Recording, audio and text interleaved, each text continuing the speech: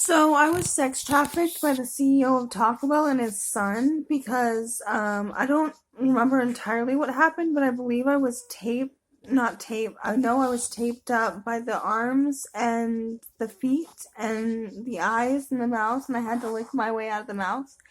But the CEO of Taco Bell's son strapped me to a bed in his house and used me as a play toy when I was little. And then he used to kick in the back of my knees and call me livestock. Right now, I can't talk to a lawyer because my phone's not working, and the shelter currently does not have a phone. So you can't even really call 911 here. Um,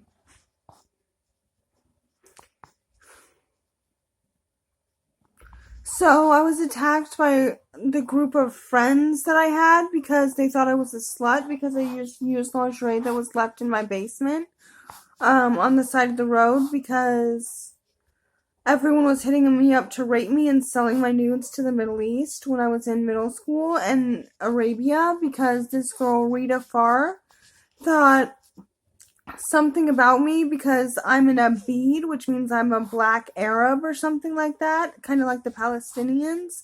I've been a sex slave to her, Rita Farr, Rena Farr, and Reem Farr, and their mom.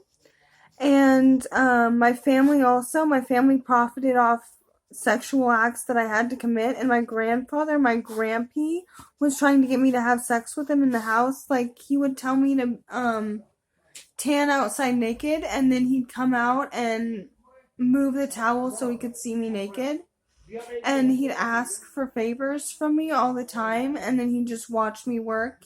And my feet were bound. I don't know if they were broken, but they were bound as a kid, and then they broke later because I got a chip in my foot. And then my cousin Bailey, he broke my arm. And Billy, the EMT firefighter cop, made me eat maggots or a parasite. And Nick is into horror and pain. And so he had somebody cut off his own arm so he could get Social Security. We call him Meth Cook with a Hook. And they're all Christian and they're against Rome when my father is Roman, so they decided to attack me and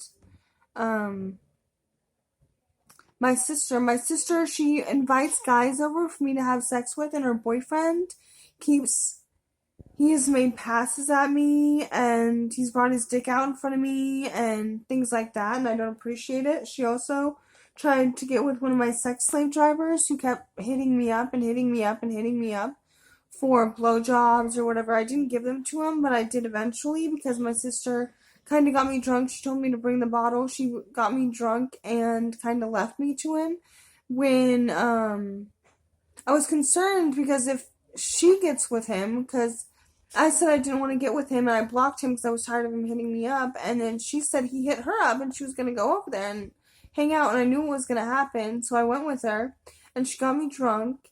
And he asked her to help her get with me, and then he started making out with me and putting his hands down my pants, and when I told him to stop, he just kept doing it. And then my sister was like, I'm gonna go. And so I was like, I'm going with you. And she was like, are you sure?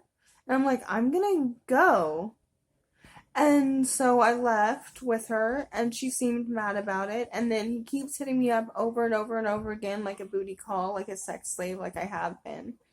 And then Stell said they passed their piercing test when they didn't have their certification. They said they were a tattoo artist on Facebook. And then Jordy switched my tattoo ink when I did a tattoo.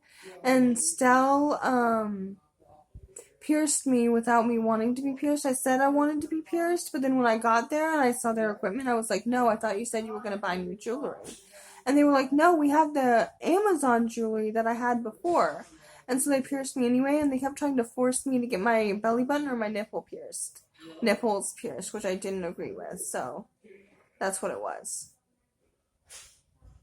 The police aren't pursuing charges. The police haven't done anything about it because Horatio took a noose to my neck, and Ryan and his father are drug dealers, so That's one thing. Also, the leader, the staff of this shelter is a drug dealer, which is good to know. That's what everyone says. So, Bellingham, Andy and Claw.